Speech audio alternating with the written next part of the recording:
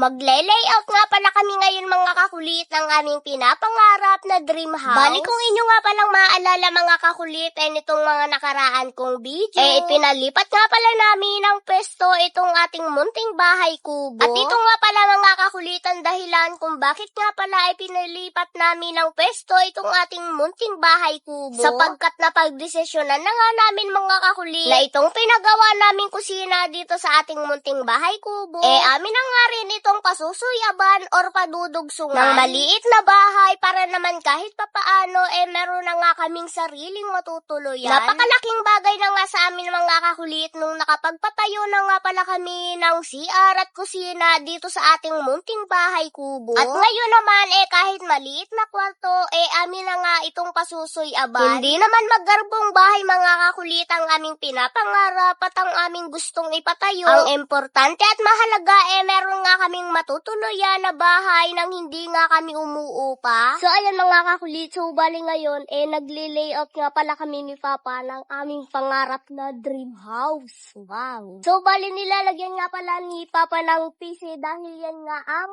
magiging pinakang layout ng aming pangarap na bahay. Maliit lang mga kakulit itong ipagagawa naming bahay. Yan o. Ganyang, yan. Yan o.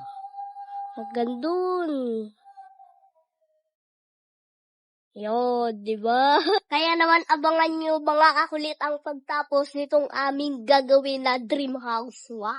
At dahil hindi naman magarbong bahay mga kakulit ang aming ipatatayo at maliit nga lamang ito, at ang gusto nga lamang namin mga kakulit masuyaban nga ng kaunti itong kusina ng ating munting bahay kubo. Kaya naman kami na nga lamang mga kakulit ng inyong daddy kulit ang nagtiyaga na mag-layout ng isusuyab namin dito sa kusina. Dahil yung mga ganitong klase ng trabaho nga mga kakulit alam din naman ng inyong daddy kulit. At bago nga kami makarating sa ganitong pagbablog ganito nga muna ang kanyang naging trabaho or hanap buhay para kami nga ay mabuhay. Kaya naman napakalaking bagay nga mga kakulit na ang inyong daddy kulit marunong ng ganitong trabaho. Para yung mga bagay na kaya nga namin gawain kami na nga lamang ang gagawa para hindi na nga namin ito iupa. Ako na nga lamang mga kakulit ang tumulong kay Papa dahil kaya ko rin naman yung mga ganitong klase ng trabaho. Tulad ng pag-layout at yung ginagawa namin ngayon na pagle-level. Mabuti na nga rin mga kakulit na yung ganitong klase ng mga trabaho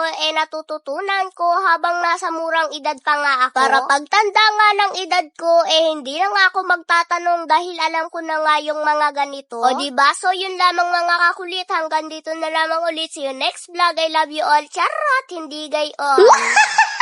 Charot! Nang napanalunan ko agad ngayon. O, di ba? Yan. 2,800. O, syempre, dahil nanalo na tayo, kaya naman, withdraw na agad natin yan. So, dahil nanalo na nga tayo ng halos nasa 18,000, kaya naman, withdrawin ko na rin. At syempre, sa pag-withdraw naman, i-click mo lang itong withdraw. Withdrawin mo na kung magkano yung gusto mong withdrawin. O, di ba? Ganun lang kadaling manalo dito sa PH Fortune. Siyempre, dahil nanalo ako ngayon, kaya naman mamimili ako ng mabibigyan ko ng pabonus ngayon. Siyempre, mag-comment ka na, and then, isama mo na yung GCash number mo. At baka isa ka sa mapipili ko na mabibigyan ng bonus ngayon.